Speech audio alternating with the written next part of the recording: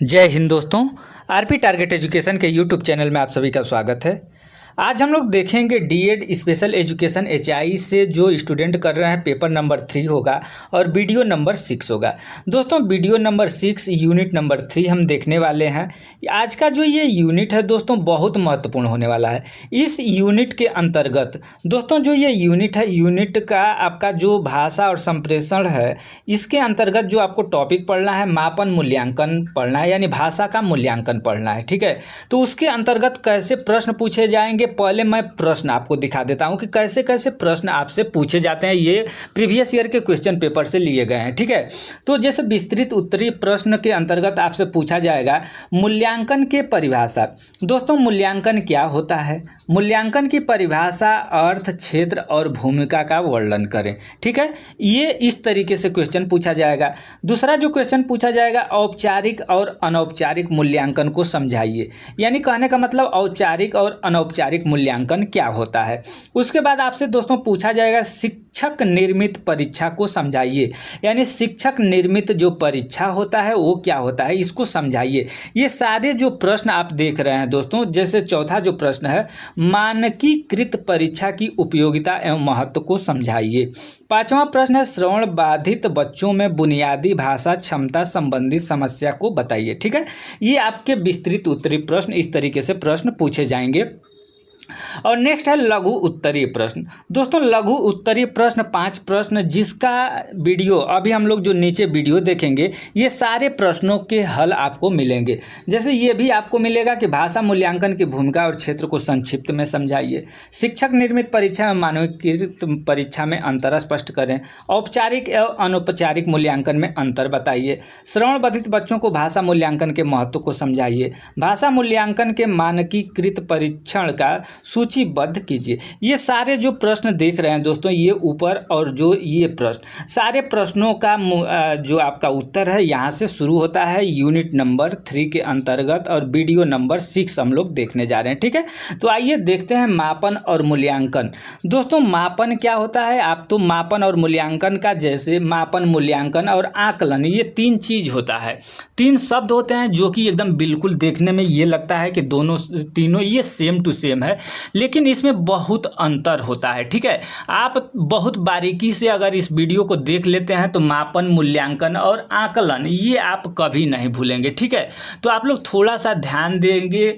जो एक बात और हम आपको यही बता देना चाहते हैं, जो मूल्यांकन है दोस्तों, मूल्यांकन के अंदर आपका मापन आता है, मूल्यांकन के अंदर मापन आता है, मूल्यांकन के अंदर आकलन आता है, मूल्यांकन के अंतर्गत आकलन आता है, मूल्यांकन के अंतर्गत परीक्षण आता है, मूल्यांकन के अंतर्गत परीक्षण आता है, मूल्यांकन के अंदर परीक्षा आता है। ठीक है, ये सारे पॉइंट क्या होता है, मूल्यांकन के अंदर ही आता है। ठीक है, मूल्यांकन यानी बृहद रूप है, उसी के अंतर्गत ये मापन होता है, आकलन होता है और परीक्षण होता है। ठीक है, ये आपको क्लियर हो गया कि मूल्यांकन के अंतर्गत ही ये सारे पॉइंट आपको देखने के लिए मिलेंगे।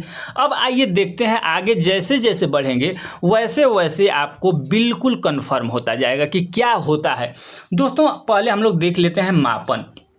मापन एक साधारण शब्द है जिसका प्रयोग आम जीवन में देखा जा सकता है। किसी भी कार्य में, उदाहरण के लिए जैसे, यानी जो मापन है एक साधारण शब्द है जिसका प्रयोग आम जीवन में देखा जाता है, यानी मापन। ठीक है, उसके उदाहरण के रूप में अगर हम लोग देखें तो कोई चीज़ अगर खरीदना है, बेचना है, तो इन क्रिया में कुछ अंकों का प्रयोग किया जाता है। जैसे मान लीजिए कि मापन जो है दोस्तों, मापन में किसी वस्तु के गुना तथा विशेषताओं का विवरण मापन है। ठीक है, अंक प्रदान करना 1 किलो। ठीक है, यहाँ थोड़ा सा ध्यान दीजिएगा, मापन 1 किलो 4 फीट 2 लीटर। यहाँ पर लंबा चौड़ा छोटा मोटा ये चीज़ नहीं है, ये कहाँ आएगा, आगे बढ़ते रहिए आपको देखने के लिए मिलेगा।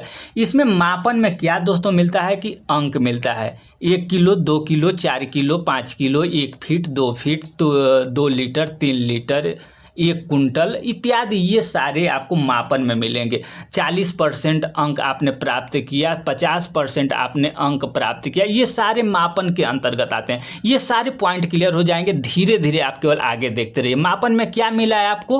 अंक मिलता है। ठीक है दोस्तों, मापन के कुछ प्रकार हैं। ठीक है, मापन के प्रकार हैं, मापन के 2 प्रकार हैं। ठीक है, पहला है गुणात्मक मापन और दूसरा है आपका मात्रात्मक मापन। ठीक है, गुणात्मक मापन में अगर देखेंगे दोस्तों तो यह खट्टा और मीठा, यानी उसके गुण को, जो चीज़ दिखाई न दे, जैसे खट्टा और मीठा। अभी हम ऊपर आपको बताया कि इसमें अंक दिखता है, लेकिन अंक नहीं, ये जो इसमें जो मापन होता है ये 2 प्रकार से होते हैं, गुणात्मक मापन और मात्रात्मक। तो मात्रात्मक मापन में वजन दिखाई देता है, जैसे 10 किलो 20 किलो, भार दिखाई देता है, वही भार हो गया वजन, लंबाई 2 फीट 3 फीट 4 फीट, ये मात्रात्मक हो गया। ये गुणात्मक यानी काला गोरा हो गया, यानी उसका गुण हो गया, मोटा पतला हो गया, ये गुणात्मक मापन के अंतर्गत आएगा। ठीक है, और ये मात्रात्मक मापन के अंतर्गत वजन भार लंबाई, जिसको कि हम देख सकते हैं। ठीक है, यानी लंबाई उसका हम वजन हम देख लेंगे कि 50 किलो है, 40 किलो है, भार उसका देख लेंगे, लंबाई देख लेंगे। ठीक है,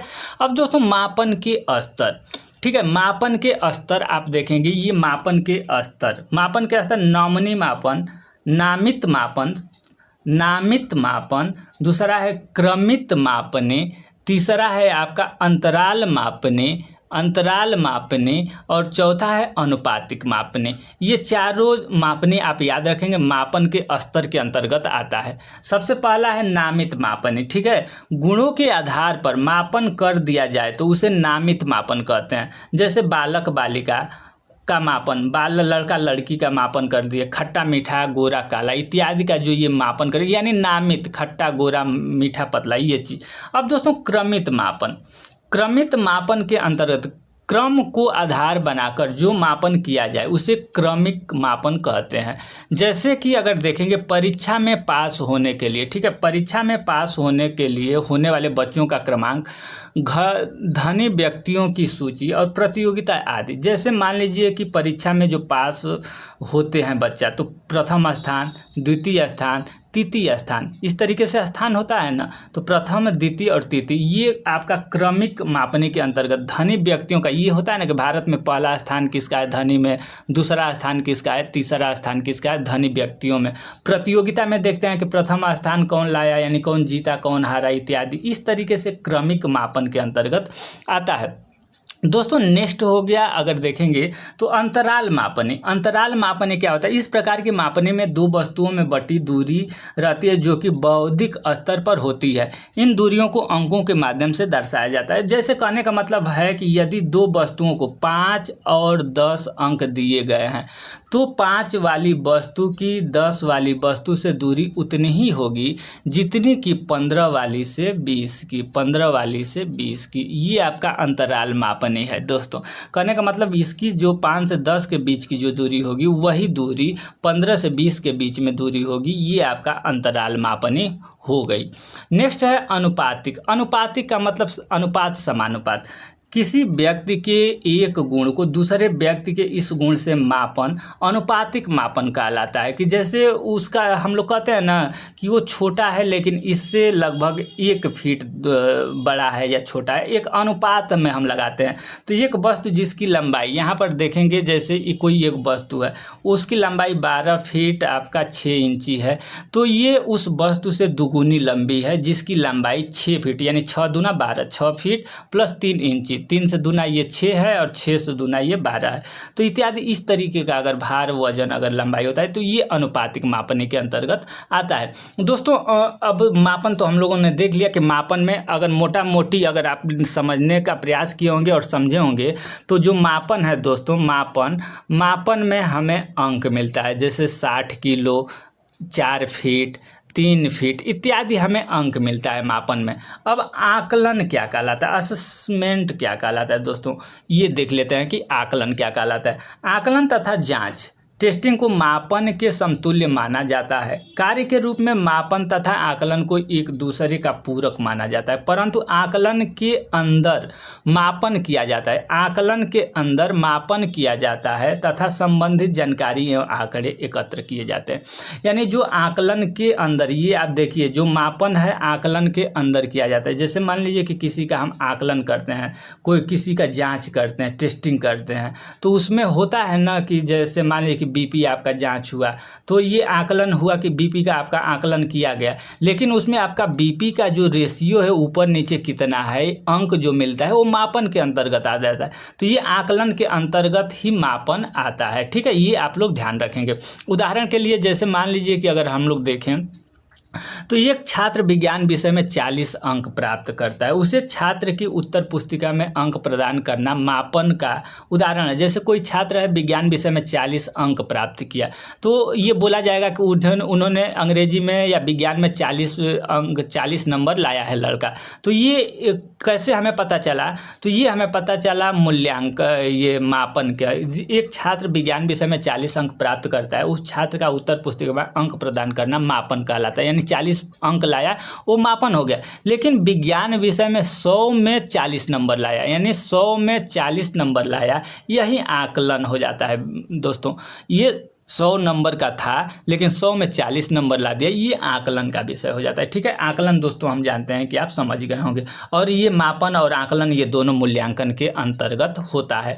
मूल्यांकन से दोस्तों हमें, जैसे मान लीजिए कि जो जांच होता है, ठीक है, अभी आकलन और मापन हम लोगों ने कर लिया, टेस्टिंग कर लिया, कोई जांच करवा लीजिए, तो अब ये सब देख करके उसका मूल्यांकन किया जाता है कि इससे क्या करना चाहिए। ठीक है, तो मूल्यांकन एक बृहत रूप है और मूल्यांकन के अंतर्गत यहाँ पर देखेंगे मूल्यांकन एक बृहत रूप है। इसमें मापन एवं मूल्य दोनों निर्धारित होते हैं। यानी मूल्यांकन की क्रिया में मापन के साथ साथ मूल्य भी निर्धारित किया जाता है। ठीक है, कहने का मतलब ये तात्पर्य हुआ कि जैसे मान लीजिए कि आप लोग कोई भी किसी भी चीज़ का ब्लड ही जांच करवाते हैं। ठीक है, ब्लड जांच करवाते हैं, तो फिर जांच के बाद आपको क्या करना, जांच के बाद तो रिपोर्ट आ जाता है कि आपका ब्लड में इतना % ये है, इतना % ये है, ये दिक्कत है।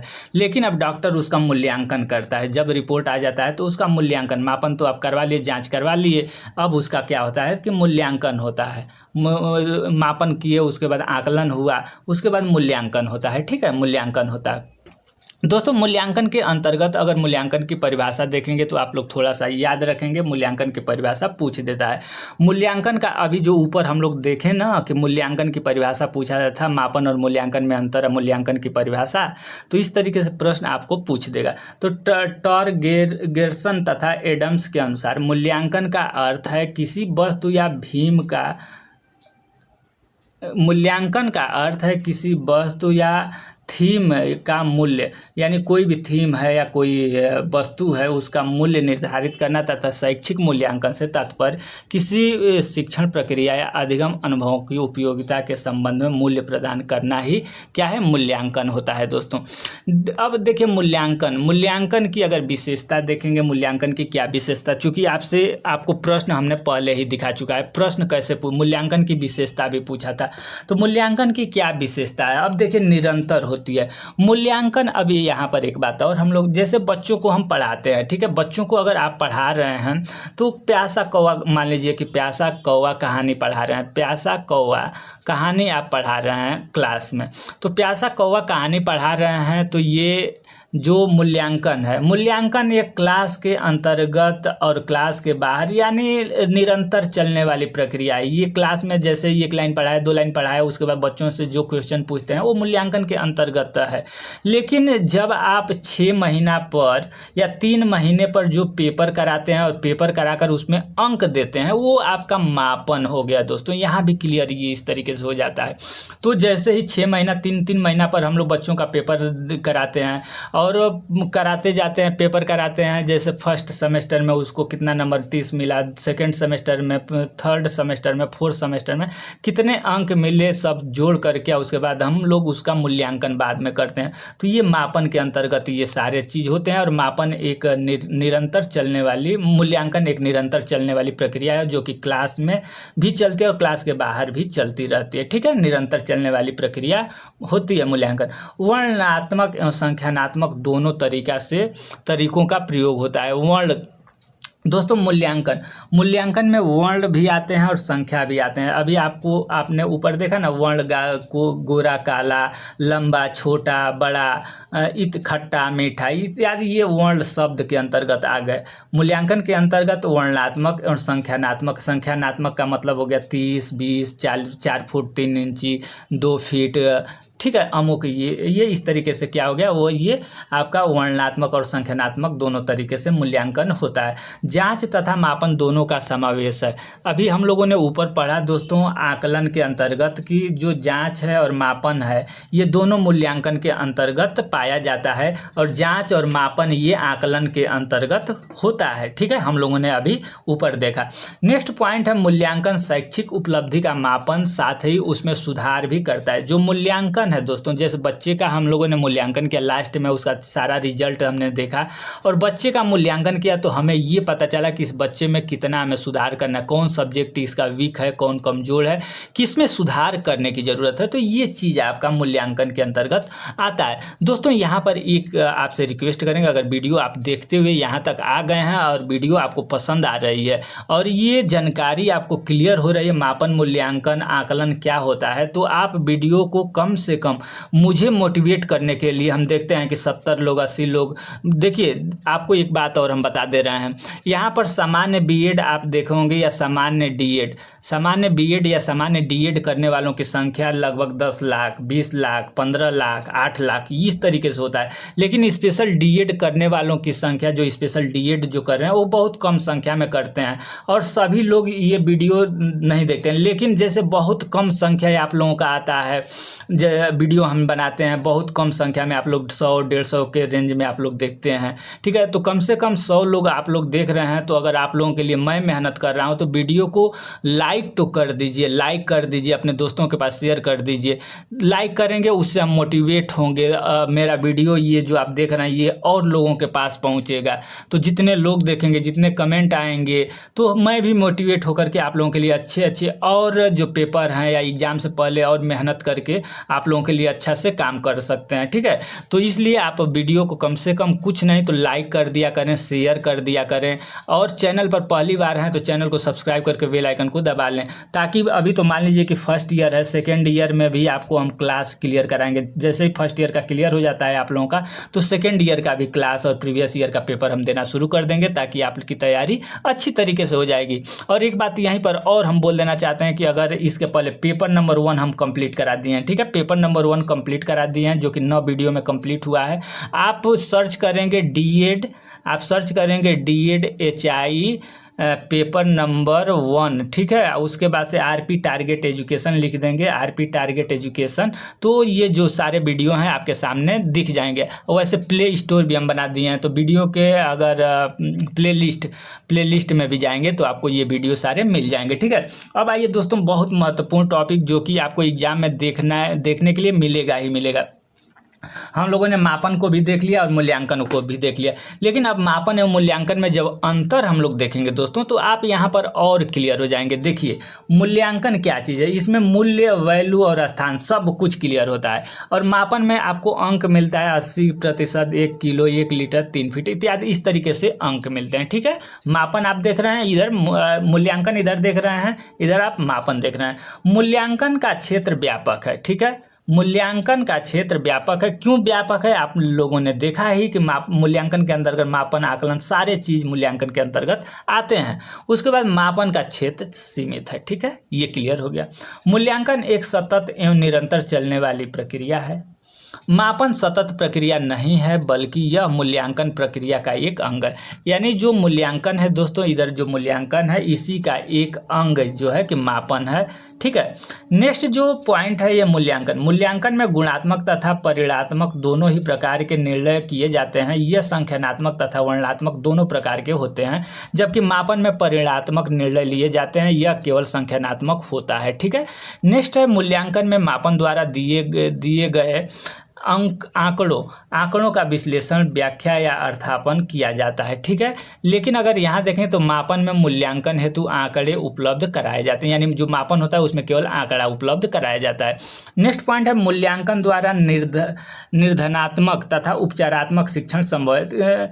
कहने का मतलब ये है कि मूल्यांकन द्वारा हमें निदानात्मक, ठीक है, निदान और उपचार दोनों इसमें संभव है, लेकिन मापन के अंतर्गत अगर देखेंगे तो निदान और उपचारात्मक शिक्षण संभव नहीं है। ठीक है, ये क्यों नहीं संभव है? तो दोस्तों मूल्यांकन जब हमें मापन के अनुसार पता चल जाता है कि इस बच्चे में क्या कमी है, तो हम मूल्यांकन के द्वारा उसका निदान करते हैं और उपचारात्मक करते हैं। मूल्यांकन अपने आप में साध्य है, मापन एक साधन है। ठीक है, मापन एक साधन है, मापन के द्वारा हम मूल्यांकन को प्राप्त करते हैं। मूल्यांकन के अंतर्गत आकलन अंकात्मक एवं गुणात्मक दोनों ही प्रकार के निरीक्षणों का स्थान दिया जाता है, जबकि मापन उन निरीक्षकों की ओर संकेत करता है जिन्हें अंकात्मक रूप से प्रदर्शित किया जाता है। मूल्यांकन में वस्तु क्या है, इसका उत्तर दिया जाता है। उदाहरण के लिए सुमन ने अपने कॉलेज में प्रथम स्थान प्राप्त किया, तो सुमन ने अगर अपने कॉलेज में प्रथम स्थान पाया तो ये मूल्यांकन में वस्तु क्या है, इसका उत्तर दिया जाता है। लेकिन ये मापन में वस्तु कितनी है, यानी ये कितना है, ये सुमन ने परीक्षा में 85% अंक प्राप्त किया, ये जैसे अंक हो गया है, ये प्रथम स्थान हो गया। तो इस तरीके से मापन और मूल्यांकन हम लोगों ने क्लियर किया। दोस्तों ये टॉपिक भी आता है जो कि आपको एग्जाम में देखने के लिए जरूर मिलेगा। शिक्षा में आकलन की भूमिका। शिक्षा में आकलन की भूमिका क्या होती है? जैसे मान लीजिए कि दिव्यांग बच्चों को अगर हम पढ़ा रहे हैं तो हमें क्यों आकलन करना, क्यों मूल्यांकन। वीडियो थोड़ा सा लंबा होगा, ध्यान देंगे आप लोग, इसलिए कि सारे जो अभी आपको ऊपर प्रश्न बहुविकल्प, बड़े दीर्घ उत्तरीय और लघु उत्तरीय जितने प्रश्न आपको 10 प्रश्न दिखाए, 10 प्रश्नों को इसी वीडियो में कवर किया गया है। आप पूरा प्रश्न एक पेपर पर लिख लेंगे, उसके बाद जो विश्लेषण करा रहे हैं वो आप देखेंगे कि सारे प्रश्न मिले या नहीं मिले। नहीं मिला, सारे प्रश्न इसमें टच किए गए हैं। ठीक है, तो ये आप लोग ध्यान देंगे, सारा ये वीडियो को लास्ट तक देखना जरूरी है। ठीक है, नेक्स्ट है शिक्षा में आकलन की भूमिका। यानी शिक्षा में आकलन की भूमिका क्या है दोस्तों, आप खुद सोचिए कि जैसे बच्चों को हम पढ़ा रहे हैं या आप बच्चों को पढ़ा रहे हैं और मूल्यांकन नहीं करेंगे, आकलन नहीं करेंगे, तो कैसे आपको पता चलेगा कि कौन बच्चा किस लेवल पर है, उसे हमें क्या क्या सुधार करना है, उसमें क्या क्या हमें सुधार करना है। क्योंकि अगर आप मूल्यांकन नहीं करेंगे तो आपको पता नहीं चलेगा। तो इसलिए शिक्षा में आकलन बहुत ज़रूरी है। क्यों ज़रूरी है? तो बच्चों के विकास के लिए, सर्वांगीण विकास के लिए। इस तरीके से इसमें क्या लिखा हुआ है इसको भी हम लोग देख लेते हैं। शिक्षा में आकलन की भूमिका बहुत महत्वपूर्ण है। यह न केवल छात्रों की प्रगति का आकलन करने में मदद करता है, बल्कि शिक्षण प्रक्रिया को भी सुधारने में मदद करता है। शिक्षण प्रक्रिया का मतलब किस प्रक्रिया से हम बच्चों को पढ़ा रहे हैं। अगर नहीं वो बच्चा कैच कर पा रहा है जिस प्रक्रिया से हम पढ़ा रहे हैं, तो उसमें हमें सुधारने का मदद मिलता है कि हम जो प्रक्रिया अपना रहे थे उससे बच्चे नहीं सीख पाते हैं, हमें अपने प्रक्रिया में सुधार करना होगा। ये हमें कैसे पता चलता है? तो शिक्षा में आकलन के माध्यम से हम जब पता चलता है। आकलन छात्रों को प्रेरित करने और उन्हें अपनी सीखने की प्रक्रिया में सक्रिय रूप से शामिल होने के लिए प्रोत्साहित करने में भी मदद करता है। ठीक है दोस्तों, छात्रों की प्रगति का आकलन। अब यहाँ जो हम पढ़ रहे हैं शिक्षा में आकलन की भूमिका, शिक्षा में आकलन की भूमिका के अंतर्गत जो पहली हेडिंग आती है आपकी, वो छात्रों की प्रगति का आकलन। यानी छात्रों की प्रगति की जैसे ही हम आकलन यह निर्धारित करने में मदद करता है कि छात्र कितना सीख रहे हैं और वे किन क्षेत्रों में बेहतर प्रदर्शन कर रहे हैं। यह शिक्षकों को यह समझने में भी मदद करता है कि छात्रों को किस तरह की अतिरिक्त सहायता आवश्यक होनी चाहिए। यानी छात्रों की प्रगति हम जब पढ़ा रहे हैं तो किस तरीके से सीख रहा है, कौन पॉइंट, कौन तरीका हम अपना रहे हैं जिससे बच्चा अच्छी तरीके से सीख रहा है। शिक्षण प्रक्रिया को सुधारना, अभी जो ऊपर हम बताए हैं, पढ़े हम लोग, वही शिक्षण प्रक्रिया को सुधारना। आकलन के माध्यम से जो शिक्षण प्रक्रिया है उसको हम लोग सुधार कर सकते हैं और कमजोर जो विषय है, जैसे मान लीजिए कोई कमजोर सब्जेक्ट है, हमें पता चलता है कि कोई छात्र हैं जो कि इस विषय में कमजोर हैं, उनको हम लोग दूसरे प्रक्रिया रणनीति बना करके सुधार कर सकते हैं। अब नेक्स्ट है छात्र को प्रेरित करना। छात्र को प्रेरित करने का मतलब है कि जो सब्जेक्ट बच्चों का कम है या जिसमें अगर हम आकलन करते हैं और जिस पेपर में बच्चे अच्छा रिस्पांस नहीं दे रहे हैं, उसमें हम क्या करेंगे कि उसमें उस बच्चे को प्रेरित करेंगे और अलग तरीक़ा से उसको सिखाने का प्रयास करेंगे। नेक्स्ट है छात्रों को अपनी सीखने की प्रक्रिया में सक्रिय रूप से शामिल करना। कहने का मतलब ये है कि प्रयोगात्मक, आप लोग प्रयोगात्मक सुने होंगे। प्रयोगात्मक क्या होता है? यानी प्रयोगात्मक जो होता है ये प्रैक्टिकल होता है। बच्चों को प्रैक्टिकल और प्राकृतिक में छोड़ दिया जाता है, वहाँ पर ये बच्चे अच्छी तरीके से सीखते हैं। तो हमें आकलन के माध्यम से, आकलन छात्रों को अपनी सीखने की प्रक्रिया में सक्रिय रूप से शामिल होने के लिए प्रोत्साहित करता है। ठीक है, जो आकलन है उसके द्वारा सक्रिय रूप से शामिल होंगे तो वो ज़्यादा से ज़्यादा सीख सकते हैं। अब पाठ्यक्रम को डिजाइन करना। आकलन शिक्षक को यह निर्धारित करने में मदद करता है कि पाठ्यक्रम में क्या शामिल किया जाना चाहिए और इसे कैसे प्रस्तुत किया जाना चाहिए। यानी कहने का मतलब जब हम आकलन करेंगे तो बच्चों को ये पता चलेगा कि जो हम पढ़ा रहे हैं, जो बच्चे को सिलेबस दिया गया है वो बच्चे समझेंगे कि नहीं समझेंगे, उस लेवल के अकॉर्डिंग है कि नहीं, उसमें कुछ सुधार तो नहीं करना है। तो ये आपको दिया जाता है कि पाठ्यक्रम को डिजाइन करने में आकलन का महत्वपूर्ण योगदान होता है। अब देखिए संस्थानों का मूल्यांकन करना। आकलन शिक्षा संस्थानों को यह भी निर्धारित करने में मदद करता है कि वे अपने शैक्षणिक उद्देश्यों को कितना प्राप्त कर रहे हैं। ये संस्थान भी अपने आप में देख सकते हैं। नेक्स्ट पॉइंट है भाषा आकलन की भूमिका और क्षेत्र। दोस्तों आपसे प्रश्न पूछा गया है कि भाषा आकलन क्या है, इसकी भूमिका क्या है और क्षेत्र क्या है। ये आपसे पूछा गया कि भाषा आकलन क्या है। दोस्तों भाषा हम लोगों ने पिछले वीडियो में पढ़ चुके हैं। भाषा मौखिक भाषा होता है, लिखित भाषा होता है और सांकेतिक भाषा होता है। ठीक है, ये 3 भाषा होते हैं। ठीक है, ये भी इम्पोर्टेंट है। भाषा मूल्यांकन एक प्रक्रिया के रूप में भाषा संबंधित विभिन्न क्षेत्रों में अपनी भूमिका निभाता है। इसके क्षेत्र के रूप में संपूर्ण क्षेत्र के बारे में समझ सकते हैं जहां भाषा मूल्यांकन प्रक्रिया का प्रयोग किया जाता है। दोस्तों भाषा हम बात कर ही चुके हैं कि मौखिक भाषा, लिखित भाषा और भाषा का वर्तमान स्तर, भाषा संबंधी कमजोरी परेशानी और भाषा संबंधी उद्देश्य। अब दोस्तों भाषा का आकलन। भाषा का आकलन के अंतर्गत ये जो 3 है ये बहुत महत्वपूर्ण है। ये तीनों पॉइंट को अच्छी तरीके से देखेंगे। औपचारिक जांच, अनौपचारिक जांच और शिक्षक निर्मित परीक्षण। ठीक है, ये भाषा आकलन के तत्व हैं, भाषा आकलन के अंतर्गत। आपसे सीधे पूछा जाएगा कि भाषा आकलन में औपचारिक जांच या औपचारिक परीक्षण का क्या योगदान है, या औपचारिक परीक्षण क्या होता है, अनौपचारिक परीक्षण क्या होता है और शिक्षक निर्मित टेस्ट क्या होता है। तो दोस्तों यहाँ पर थोड़ा सा हम बता करके उसके बाद आगे बढ़ेंगे, क्योंकि जो हम अपने मन से जो बताएंगे वो आपको बहुत ज़्यादा बेनिफिट होगा। यानी कम बोलना, ज़्यादा समझने वाली बात यहाँ होगी। औपचारिक का मतलब क्या हो गया? औपचारिक एक अनौपचारिकता पूरा कर देना। इनफॉर्मल टेस्ट, फॉर्मल टेस्ट का मतलब हो गया इसमें उपकरण उपयोग किए जाते हैं। ये सही तरीक़ा से अगर देखा जाए तो हमें निदान के लिए भी हमें बहुत अच्छा चीज़ होता है। ठीक है, एक सही तरीक़ा से ये जांच होता है। औपचारिक जो आप परीक्षा करने का मतलब, रुक जाइए हम बता दे रहे हैं। औपचारिक जांच का मतलब ये हो गया कि जैसे जो हम लोग बच्चों से टेस्ट लेते हैं स्कूल में, टेस्ट का मतलब ये है कि 30 नंबर का प्रश्न दे देते हैं, शनिवार को अपना टेस्ट लेते हैं, तो इसमें बच्चा 15 अंक आया, 17 अंक आया, 20 अंक, 30 अंक जो लाता है, ये औपचारिक जांच के अंतर्गत हो जाएगा। लेकिन अनौपचारिक जांच का मतलब जैसे क्लास में ऐसे ही हम पढ़ा रहे हैं, बच्चों से पूछ दिए कि भारत की राजधानी, पढ़ाते समय उसमें आ गया भारत की राजधानी, राज्य राजधानी पढ़ा रहे हैं तो उत्तर प्रदेश की राजधानी कहाँ है इत्यादि आप पूछ दिए, तो ये अनौपचारिक जांच के अंतर्गत आ गया। शिक्षक निर्मित परीक्षण का मतलब शिक्षक निर्माण करता है परीक्षण के लिए। ये क्या है, कैसे है, थोड़ा सा और वीडियो आप लोग देखते रहिए लास्ट तक, ये सारे पॉइंट कवर हो जाएंगे और यहाँ से आपको जरूर पेपर में देखने के लिए मिलेगा। ठीक है, तो मूल्यांकन प्रक्रिया को संचालित करने के लिए उसमें प्रयोग होने वाले परीक्षण उपकरण, टेस्ट टूल्स का काफ़ी महत्वपूर्ण होता है। इसके साथ ही प्रक्रिया को पूरा करने का तरीका भी महत्वपूर्ण होता है।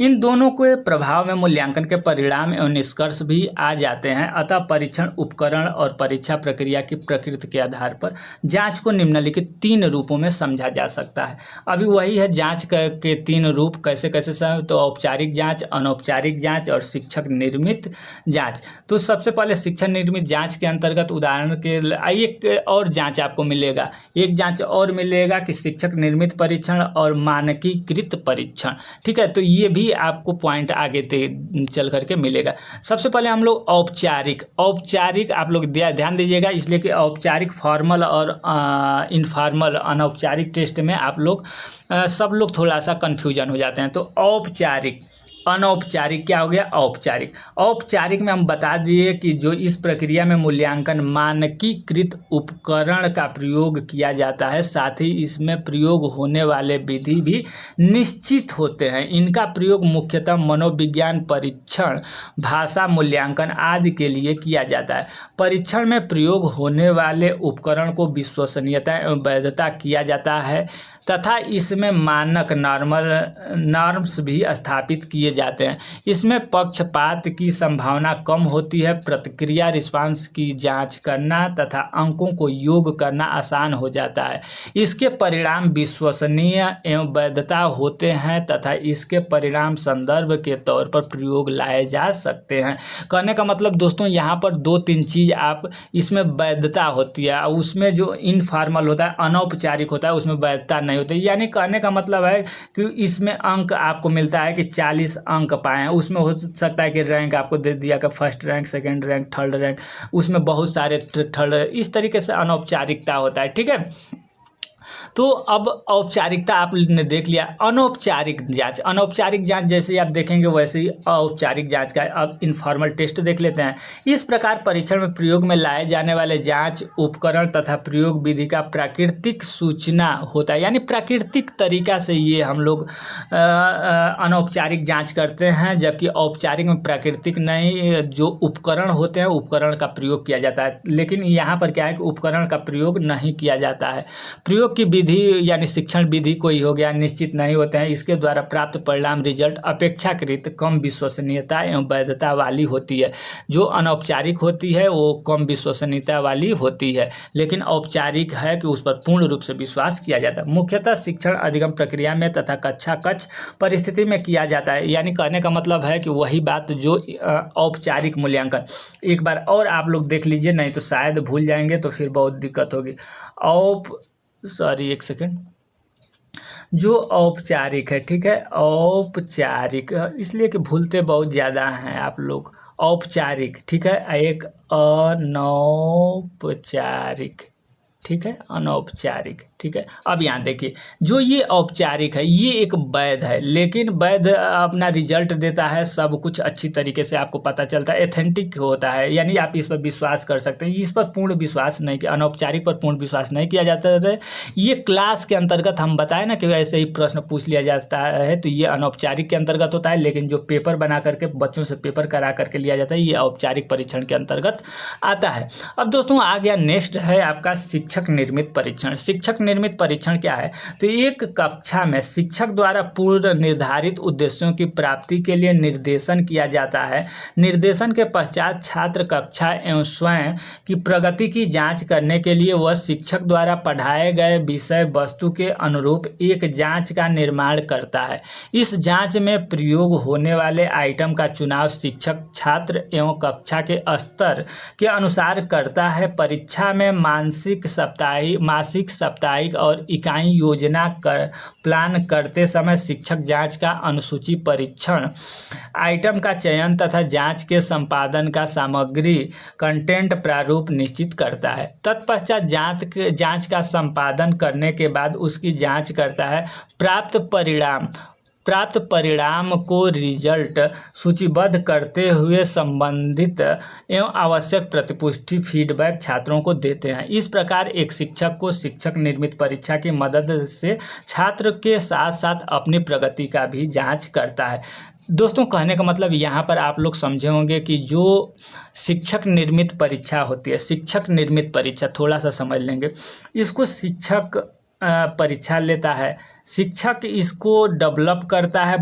शिक्षक डेवलप करते समय ये ध्यान देता है कि क्लास कौन सा है, लेवल क्या है और आपका क्लास क्या है, किस तरीके से आपको परीक्षा लेना है इत्यादि। और परीक्षा लेने के बाद शिक्षक जो है रिजल्ट देता है और रिजल्ट के अनुसार उस शिक्षक ये भी पता लगाता है, अपने बारे में भी पता लगाता है कि हमने जो पढ़ाया है वो सही तरीके से बच्चों पर रिस्पांस बढ़िया आया कि नहीं।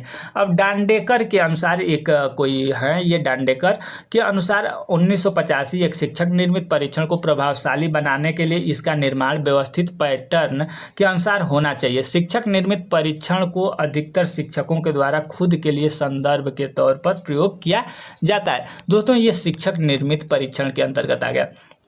अब दोस्तों देख लेते हैं मानकीकृत परीक्षण। ये भी आपसे पूछा जाता है कि शिक्षक निर्मित परीक्षण और मानकीकृत परीक्षण में अंतर बताइए। ठीक है, तो शिक्षक निर्मित परीक्षण आपने देख लिया, मानकीकृत परीक्षण को आप लोग देख लीजिए कि क्या कहलाता है। मानकीकृत परीक्षाओं में वे परीक्षाएं शामिल होती हैं जिनकी रचना करते समय वैज्ञानिक सिद्धांतों का प्रयोग किया जाता है। ठीक है, यानी इसमें वैज्ञानिक सिद्धांतों का प्रयोग किया जाता है हो तथा जिनकी वैधता व विश्वसनीयता का पता वैज्ञानिक ढंग से ज्ञात किया गया हो। बुद्धि परीक्षण, रुचि परीक्षण, उपलब्धि परीक्षण, व्यक्तित्व परीक्षण आदि मानकीकृत परीक्षण। कहने का मतलब जैसे बच्चों का हम लोग IQ निकालते हैं तो ये एक मनोवैज्ञानिक परीक्षण के अंतर्गत आता है। रुचि परीक्षण भी है, उपलब्धि परीक्षण, व्यक्तित्व परीक्षण, मानकीकृत परीक्षण, ये सारे एक वैज्ञानिक तरीके से होते हैं और ये जो सूत्र के अनुसार इसको निकाला जाता है और ये एक वैधता इसकी और विश्वसनीयता एकदम बिल्कुल खरा और 100% फैक्ट रहता है। ठीक है, नेक्स्ट है मानकीकृत परीक्षण की उपयोगिता और महत्व। अब मानकीकृत परीक्षण की उपयोगिता में महत्व क्या है। मानकीकृत परीक्षण द्वारा सूचनाएं एकत्रित करने में समय कम लगता है। मानकीकृत परीक्षण वस्तुनिष्ठ व निष्पक्ष माने जाते हैं। ठीक है, नेक्स्ट पॉइंट है इसमें, इस परीक्षण द्वारा उन छात्रों का पता चल जाता है जिन्हें विशेष सहायता की आवश्यकता होती है। इन परीक्षणों द्वारा सूचनाएं एवं स्वरूप में एकत्रित कर ली जाती है कि सभी निर्देशन उस सूचनाओं का अर्थ एक जैसा ही लग सकते हैं। अब दोस्तों यहाँ पर देखेंगे शिक्षक निर्मित परीक्षा।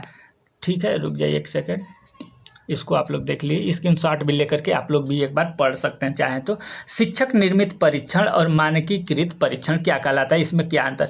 शिक्षक निर्मित परीक्षण में विश्वसनीयता का अभाव होता है। शिक्षक निर्मित में विश्वसनीयता का अभाव होता है, लेकिन मानकीकृत परीक्षण में विश्वसनीयता अधिक होती है क्योंकि ये वैज्ञानिक तरीके से जाँच होता है। शिक्षक निर्मित परीक्षण स्वयं शिक्षक द्वारा निर्माण की जाती है। मानकीकृत परीक्षण का निर्माण वैज्ञानिकों द्वारा किया जाता है। शिक्षक निर्मित परीक्षण के निर्माण में कम समय लगता है। मानकीकृत परीक्षण में विभिन्न समूहों के लिए मानक निर्धारित किए जाते हैं। ठीक है, और ये देखिए मानकीकृत परीक्षण में निर्माण के समय अधिक समय लगता है। नेक्स्ट पॉइंट है, शिक्षक निर्मित परीक्षण में विभिन्न समूहों के लिए कोई मानक निर्धारित नहीं किया जाता है, जबकि इसमें मानक निर्धारित किया जाता है, पूर्व लिखित वर्णन होता है। नेक्स्ट है छठा नंबर, अब देखेंगे इसमें पांचवा शिक्षक निर्मित परीक्षण में निर्देशन और अंक प्रदान करने की विधि का वर्णन नहीं होता है, जबकि मानकीकृत परीक्षण में धन व शक्ति का व्यय अधिक मात्रा में होता है। ठीक है, उसके बाद शिक्षक निर्मित परीक्षण में धन व शक्ति का मात्रा में कम मात्रा में व्यय होता है। धन यानी जो शिक्षक निर्मित है इसमें धन कम लगता है और मानकीकृत में धन ज़्यादा लगता है। तो दोस्तों ये वीडियो आपको कैसा लगा। नेक्स्ट जो वीडियो होगा ये भी बहुत महत्वपूर्ण और इससे तो आपको CTET में भी प्रश्न देखने के लिए मिलते हैं। तो ये जो यूनिट है दोस्तों एक ही वीडियो में हम कंप्लीट करने का प्रयास करेंगे, लेकिन लंबा वीडियो होगा। आप लोग कमेंट जरूर करेंगे कि क्या लंबा वीडियो अगर 40 मिनट 50 मिनट का अगर वीडियो होता है तो आप लोगों को देखने में कोई समस्या तो नहीं होगी। नहीं तो इस वीडियो को क्या करेंगे कि 3 या 4 पार्ट में कर देंगे, 2 या 3 वीडियो बना देंगे, नहीं तो एक ही में कहिएगा तो एक यूनिट में ये सारे यूनिट कंप्लीट कर देंगे। तो दोस्तों ये वीडियो कैसी लगी कमेंट सेशन में ज़रूर कमेंट करके बताएंगे कि वीडियो कैसी लग रही है, जानकारी कैसी लग रही है, वही हमें हौसला देता है। ठीक है, और चैनल पर पहली बार हैं तो चैनल को सब्सक्राइब कर लेंगे, बेल आइकन को दबा लेंगे, जिससे कि मैं जो भी क्लास ले रहा हूँ वो समय से आपको मिल जाया करे। ठीक है।